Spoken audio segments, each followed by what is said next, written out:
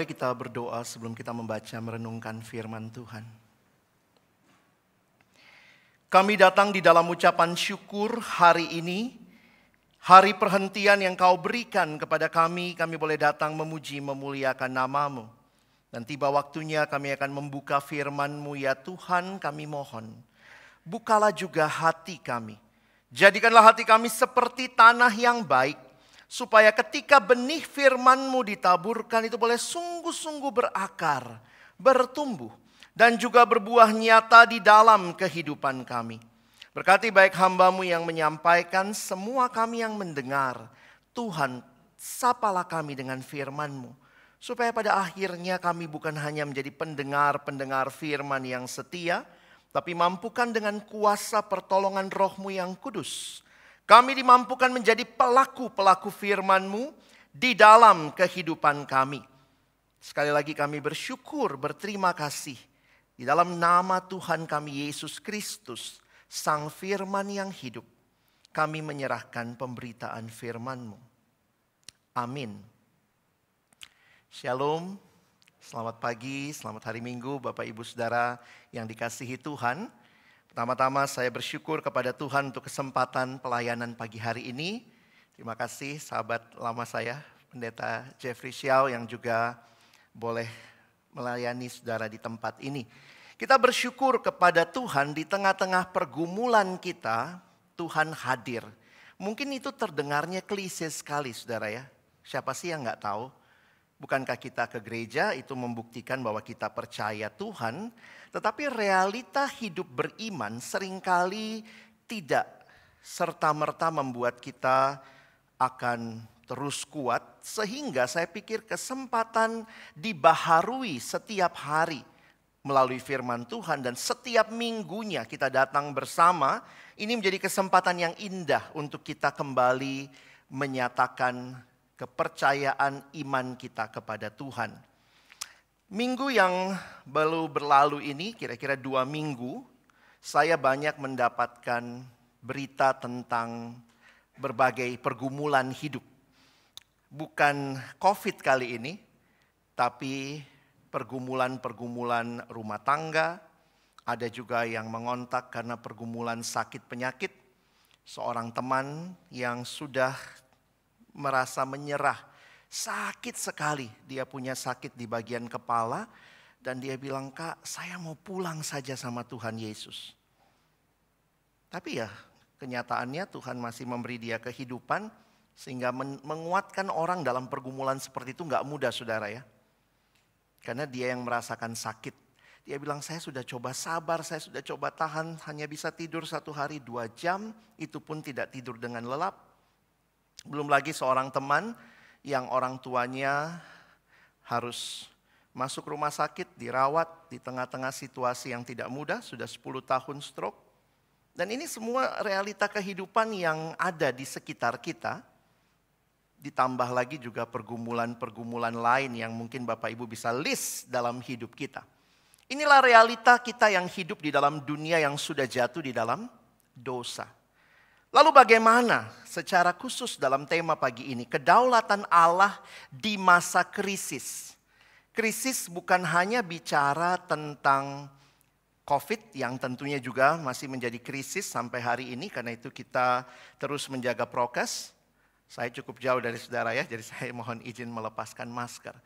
Tetapi realita ini kita hadapi dalam berbagai pergumulan kehidupan. Saya ingin mengajak kita merenungkan firman Tuhan hari ini dari Mazmur. Apakah saya bisa lihat sedikit? Oke, ya. Sudah berganti kah? Sebentar. Kalau tidak bisa ditolong saja dari sana. Mazmur 11 ayat 1 sampai dengan ayat yang ke-7 ya. Saya sudah menuliskan ayatnya di screen sehingga Bapak Ibu Saudara nanti bisa mengikutinya. Kita mulai, saya baca ayat 1 yang terlalu jauh, mungkin bisa lihat di HP-nya saja ya. Saya baca ayat 1, Bapak Ibu Saudara membaca ayat 2, kita bergantian sampai dengan ayat yang ke-7. Untuk pemimpin biduan dari Daud, Pada Tuhan aku berlindung. Bagaimana kamu berani berkata kepadaku, terbanglah ke gunung seperti burung.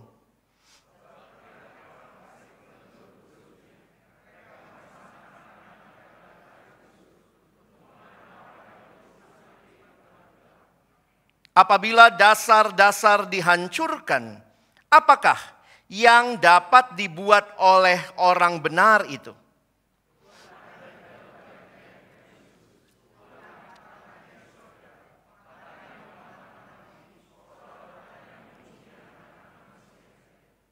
Tuhan menguji orang benar dan orang fasik, dan Ia membenci orang yang mencintai kekerasan.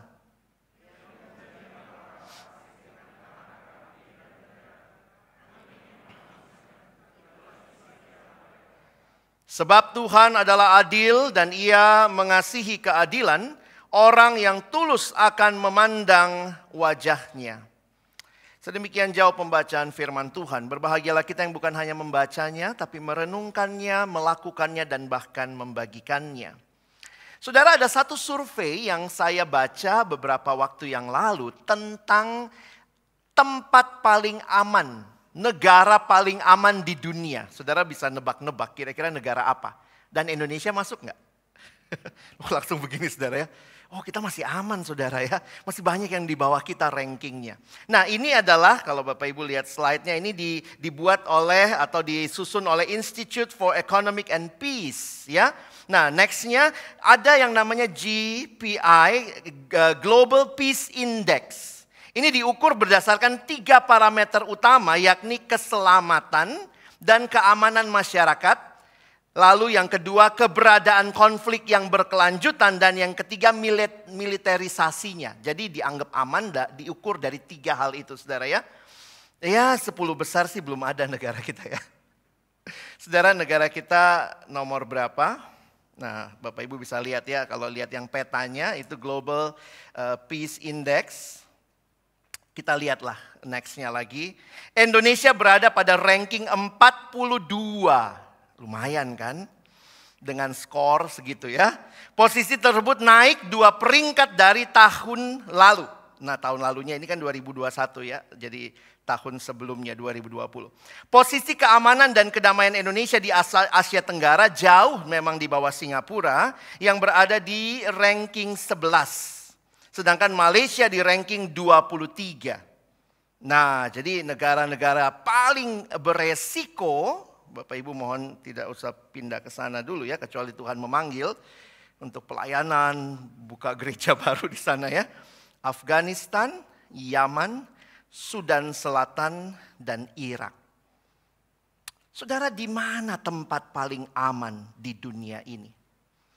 Ini survei yang diberikan dalam kaitan dengan semua hal yang manusia bisa lakukan untuk mempertahankan keamanan. Ketika Daud mengalami pergumulan, itulah yang kita baca di Mazmur hari ini. Maka lahirlah Mazmur yang menyatakan sebuah kepercayaan, keyakinan kepada Allah. Dan ini menjadi hal yang menarik Bapak Ibu Saudara, karena ketika melihat kepada sekitarnya. Ya. Jadi kalau kita perhatikan Mazmur tadi, saya ingin menolong kita memahaminya. Bahwa kita juga mengalami pergumulan, mari kita teladani sikap Daud dan apa yang dia serukan kepada Allah. Daud ketika dia memandang sekitarnya, Bapak Ibu Saudara perhatikan ayat pertama. Ada orang-orang yang berkata kepada dia, terbanglah ke gunung seperti burung. Kenapa? Ternyata ada situasi yang kita tidak tahu apa yang sebenarnya terjadi. Persisnya ini situasi latar belakangnya seperti apa. Tetapi paling tidak Daud sedang berada dalam pergumulan tentang kehidupannya yang terancam. Apakah waktu dia lari dari anaknya? Atau ada ancaman lain kita tidak tahu persis kan. Kalau sejarah Mazmur agak sulit kita tentukan latar belakangnya. Tetapi nampaknya Daud sedang mengalami situasi yang sulit yang mengancam nyawanya. Dan nasihat dari orang-orang, pergi aja dari sini. Terbanglah ke gunung seperti burung. Supaya kamu selamat Daud. Ayat 2, sebab lihatlah orang fasik melentur busurnya, mereka memasang anak panahnya pada tali busur untuk memanah orang yang tulus hati di tempat gelap. Apabila dasar-dasar dihancurkan, apakah yang dapat dibuat oleh orang benar itu? Orang yang hidup benar ketika terancam, maka menurut orang-orang di sekitarnya, lari aja, gak bisa kamu bertahan. Seorang penafsir mengatakan kemungkinan Daud sudah jadi raja. Kalau raja terancam, lalu rajanya lari, gimana lagi rakyatnya ya? Dan nampaknya Daud memilih pilihan bukan untuk lari seperti nasihat orang-orang di sekitarnya. Karena memang waktu memandang situasi di sekitarnya sudah begitu sulit. Next, dalam Mazmur 11. Keyakinan Daud kepada Allah sebagai tempat perlindungan membuatnya menolak saran untuk melarikan diri dan sebaliknya memilih untuk menghadapi musuh-musuhnya. Tentunya bersama Allah. Saudara, bukan berarti kita tidak boleh lari kalau ada situasi sulit ya. Kadang-kadang juga itu yang terjadi. Tetapi kemana sih tempat yang aman? Next, saya tuliskan, memang ada kalanya hidup ini dapat terasa mirip medan pertempuran. Dan serangan lawan yang bertubi-tubi bisa mendesak kita untuk berlari, cari perlindungan. Mungkin kita diserang dengan berbagai masalah. Seperti yang saya gambarkan tadi. Gangguan kesehatan, problem keuangan, keretakan hubungan, bahkan pergumulan iman. Beberapa orang tua sharing juga. Anak saya sekarang karena banyak nonton YouTube sudah gak mau ke gereja.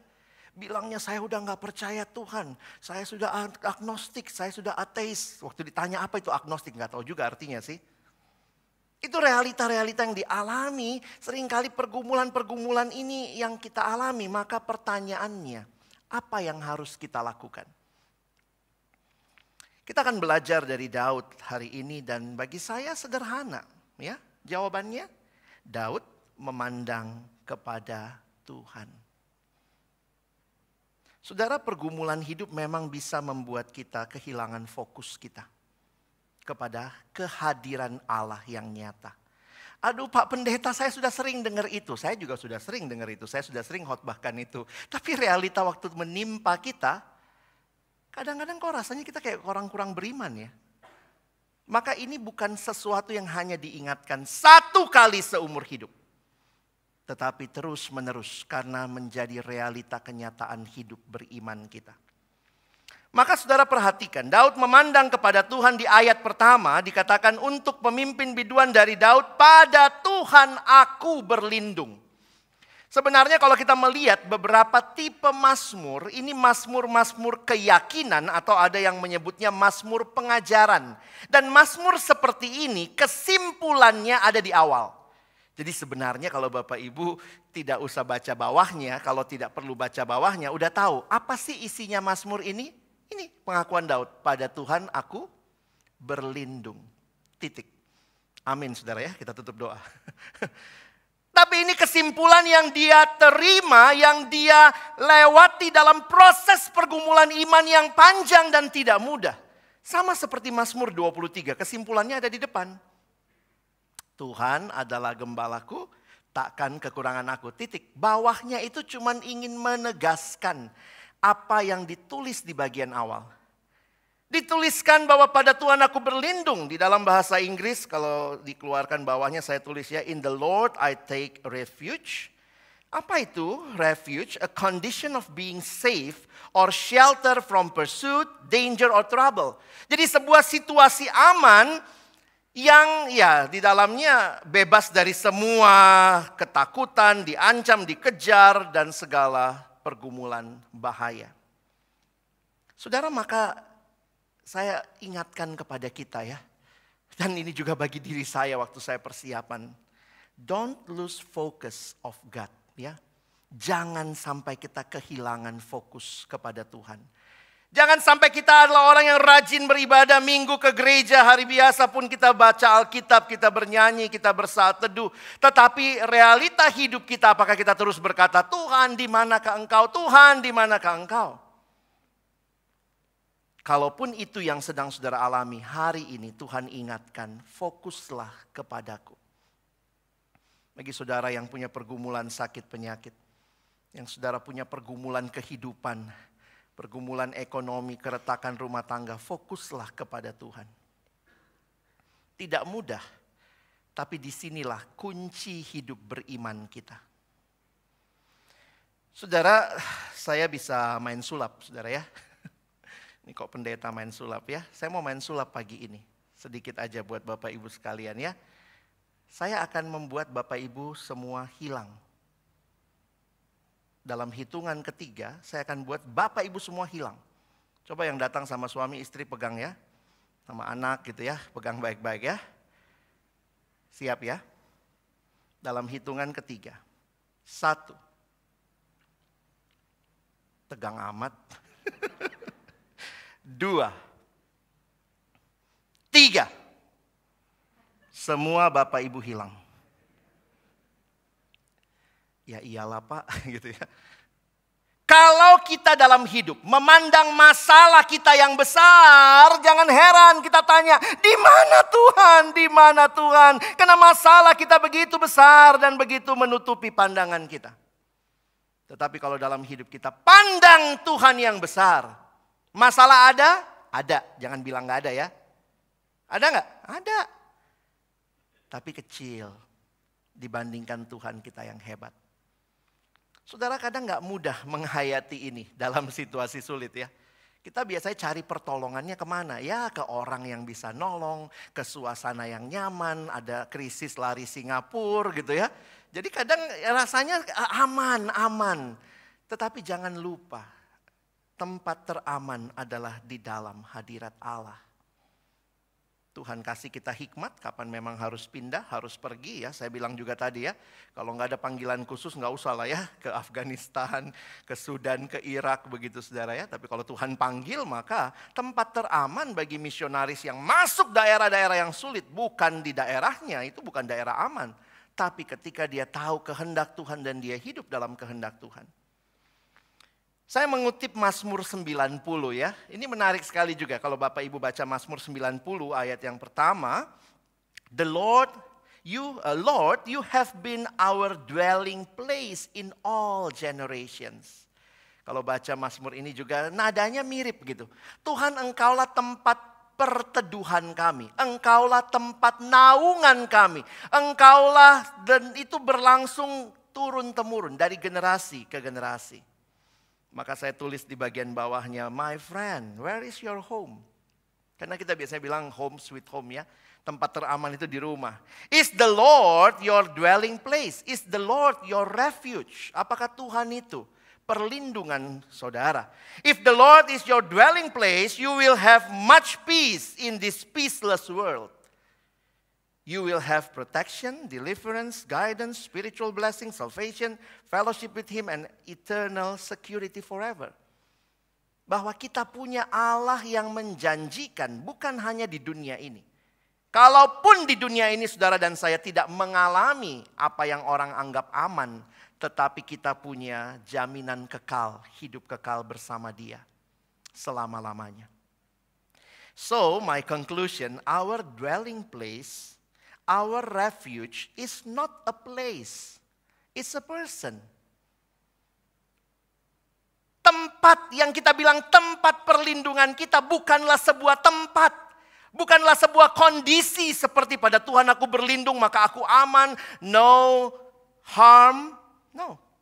Our dwelling place, our refuge is not a place, it's not a situation, but it's a person. And it is our God, Allah kita. Dan saudara maka pastikanlah dalam hidup kita seperti Daud. Saya tulis berikutnya. Daud mengenal Tuhan. Nah saya mau ajak kita lihat Mazmur ini secara berurutan. Sebenarnya simple sekali ya. Waktu saya coba perhatikan Daud tahu siapa Tuhannya ya. Maka Bapak Ibu perhatikan outline saya ini. Dia tahu di ayat 4 Tuhan adalah Raja atas alam semesta.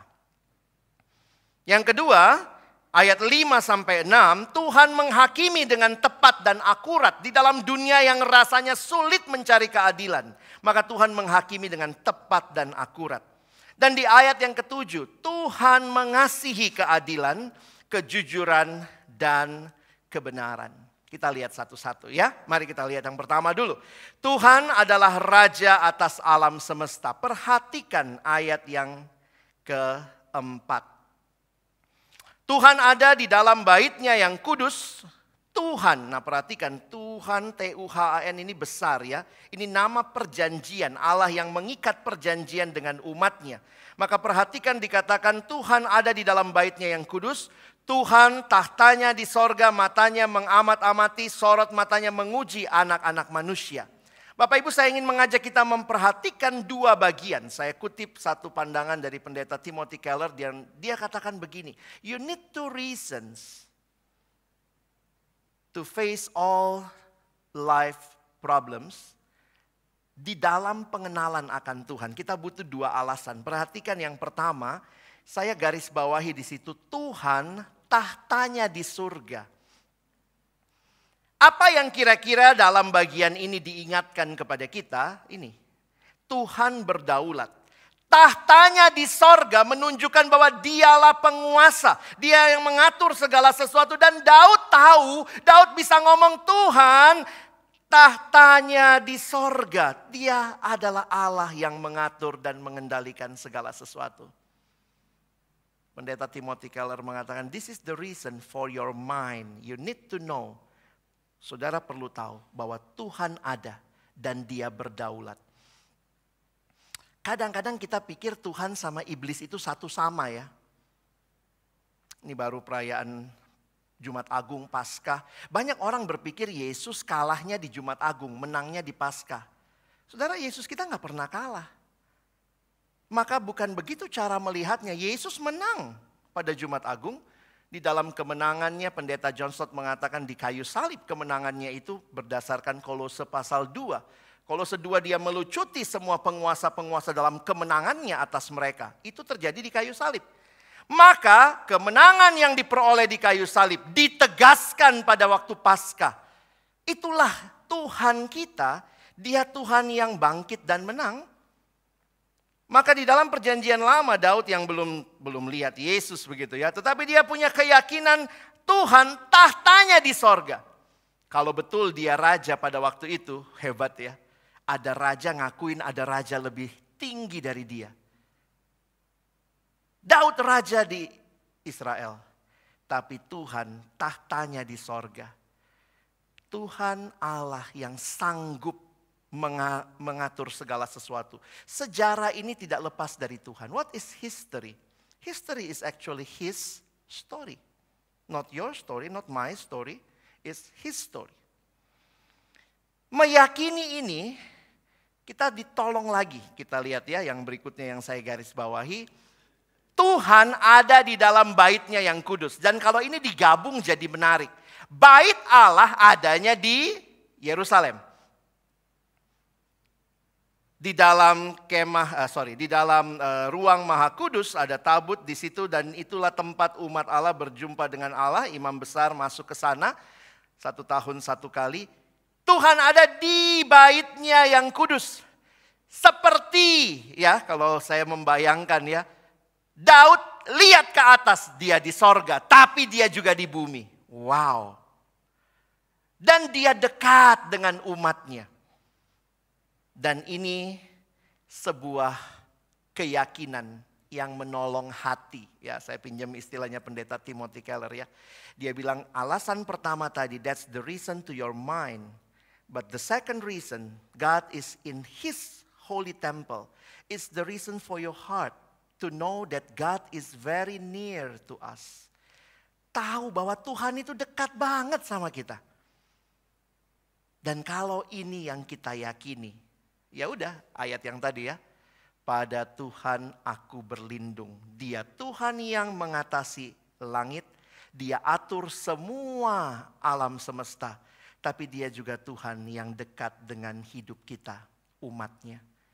Dan di dalam perjanjian baru lebih dekat lagi ketika Yesus berkata, Dialah Immanuel. Allah menyertai kita. Sehingga kalau saudara punya pergumulan saat ini, Tuhan sulit banget ya. Saya beberapa hari lalu pesen taksi, taksinya gak datang-datang. Dia datang salah alamat gitu ya. Aduh, saya udah kebingungan gitu ya. Tapi kemudian saya selalu ingat ibu rohani saya, dulu pendeta Dorothy Marks, dia kadang berdoa begini saudara ya. Jadi dia tahu ya, dia bilang waktu saya alami macet, dia dulu dari Bandung mau ke Jakarta. Dia bilang kalau saya alami macet saya kadang-kadang sudah pusing, aduh Tuhan bagaimana bisa sampai. Lalu dia berdoa saudara ya. Ya Tuhan yang pernah membelah Laut Merah. Kadang-kadang kita waktu macet ngapain? Maki-maki kan? Marah-marah gitu ya.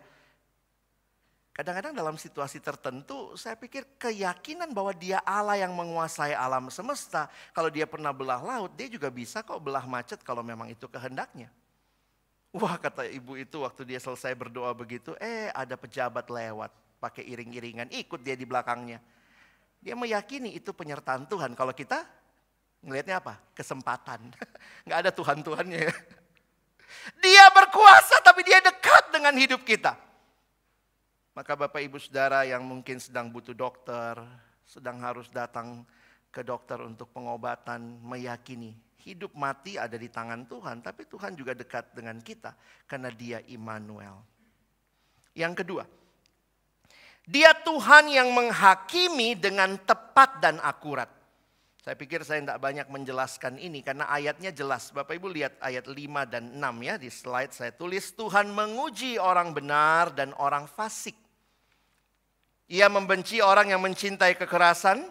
Jadi lihat ya, ia benci yang cinta kekerasan, menghujani orang-orang fasik dengan arang berapi dan belerang. Angin yang menghanguskan itulah isi piala mereka. Kadang-kadang kita lihat kenapa Tuhan orang yang gak hidup benar, gak percaya Tuhan kok lebih untung, lebih aman, lebih banyak duitnya. Tapi Tuhan ingatkan bahwa di dalam anugerahnya kita percaya Dia Allah yang menghakimi dengan benar, semua ada kesudahannya. Perhatikan yang terakhir, ayat yang ke-7. Tuhan mengasihi keadilan, kejujuran, dan kebenaran. Kalau orang fasik isi pialanya, lihat tadi ya, isi pialanya itu ya api belerang yang menghanguskan. Maka ayat 7, mari kita baca sama-sama ya. Kalau sudah muncul di situ ayat 7, 1, 2 ya. Sebab Tuhan adalah adil dan Ia mengasihi keadilan, orang yang tulus akan memandang. Wow, ini keyakinan kita. Di dalam terjemahan yang lain, kata upright, ada yang menerjemahkannya tulus, ada yang menerjemahkannya jujur. Jadi kalau saudara memperhatikan, ketika kita mempertahankan hidup benar, ingat Tuhan mengasihi. Jangan karena sedikit masalah langsung mulai pikirnya aneh-aneh. Aduh ngapain jujur ya. Lalu kemudian kita mulai ditekan lagi ya. Memang gak ada kejujuran di bangsa ini. Untuk maju gak bisa jujur. Wah sudah. Tapi kalau Tuhan ingatkan kita, kalau orang fasik itu akhirnya, maka orang benar akhirnya beda.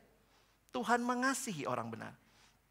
Seorang ibu satu waktu bersaksi waktu saya khotbah, dan dia cerita bagaimana dia pengobatan, dia kanker payudara stadium akhir. Sudah operasi, kemudian dokter sudah nyerah angkat tangan. Nah ini waktu saya ketemu dia, saya nggak tahu apakah masih ada atau tidak ibunya.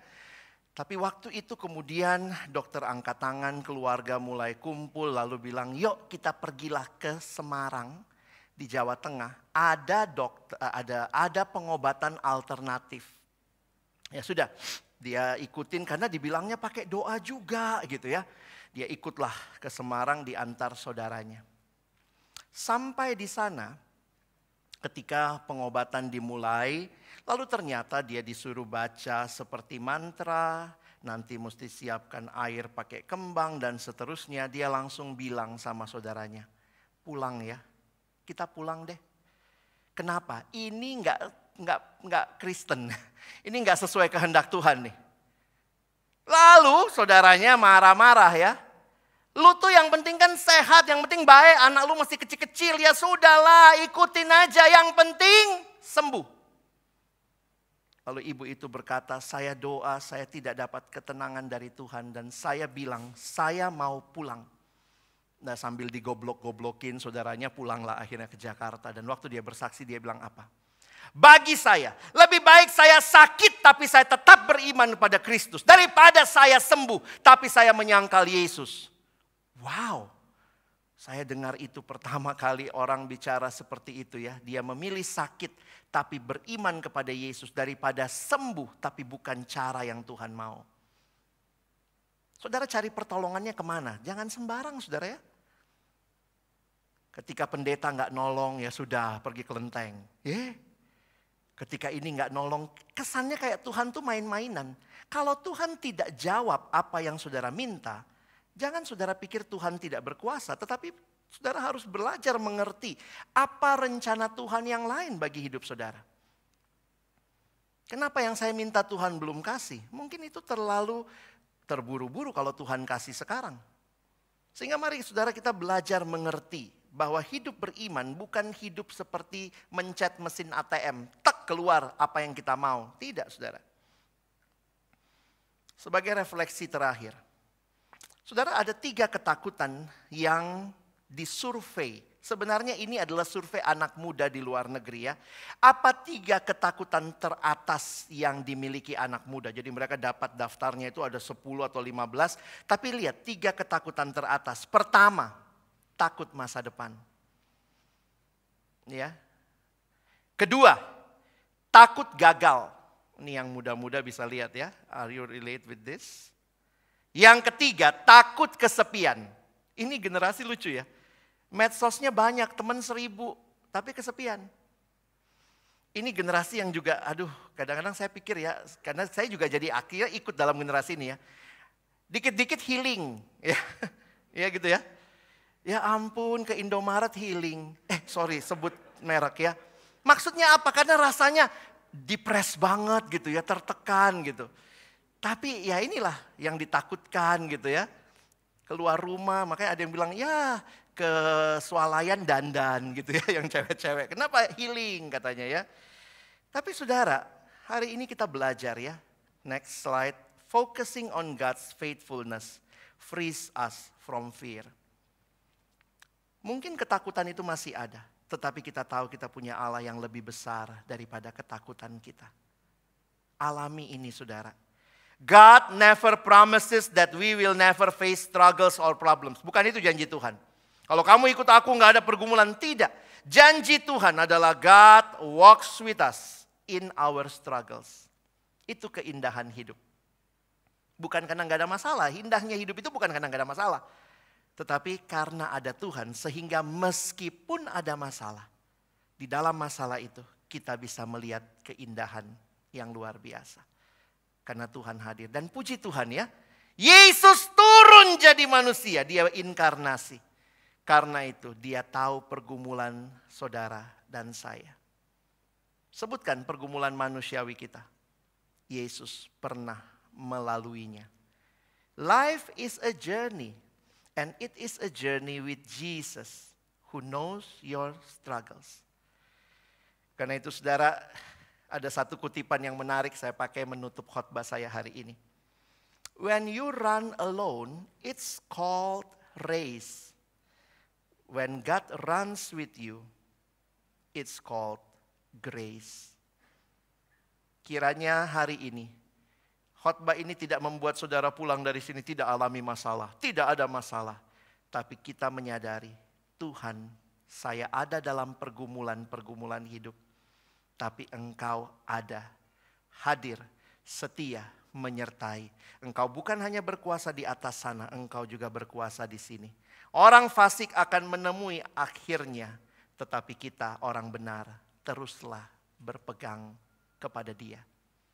Kiranya Tuhan menolong kita, bukan cuma jadi pendengar, tapi jadi pelaku-pelaku firman. Amin. Mari berdoa. Tuhan, terima kasih untuk firman-Mu. Terima kasih untuk setiap hati yang boleh terbuka di hadapan-Mu. Tolonglah kami Tuhan, kami yang masih bergumul dengan pergumulan-pergumulan kehidupan. Kami tidak lari kepada pertolongan-pertolongan manusiawi semata. Tetapi kami datang kepada Allah yang adalah perlindungan kami, yang adalah tempat perteduhan kami turun-temurun. Dan terima kasih, kami sungguh berdoa. Biarlah firman yang kami dengar kembali menyegarkan hati kami. Kalau kami ada pergumulan, kami baca lagi Mazmur ini, kami yakini lagi apa yang Daud sudah yakini dan bagikan. Dan kami juga berdoa, pakai kami di tengah-tengah dunia yang penuh pergumulan, kami bisa jadi saksi bagi saudara-saudara kami, bagi keluarga kami yang punya pergumulan, bagi masyarakat, teman kantor kami, teman kuliah, teman sekolah kami. Sehingga kami bukan hanya menjadi orang-orang yang menikmati keindahan hidup dalam Tuhan sendirian. Tetapi kami menjadi jemaat yang misional, yang hadir menghadirkan Kristus melalui keseharian kami dimanapun Tuhan mengutus kami. Terima kasih, sekali lagi tolong kami. Bukan cuma jadi pendengar, tapi jadi pelaku firman-Mu. Dalam nama Yesus kami berdoa. Amin.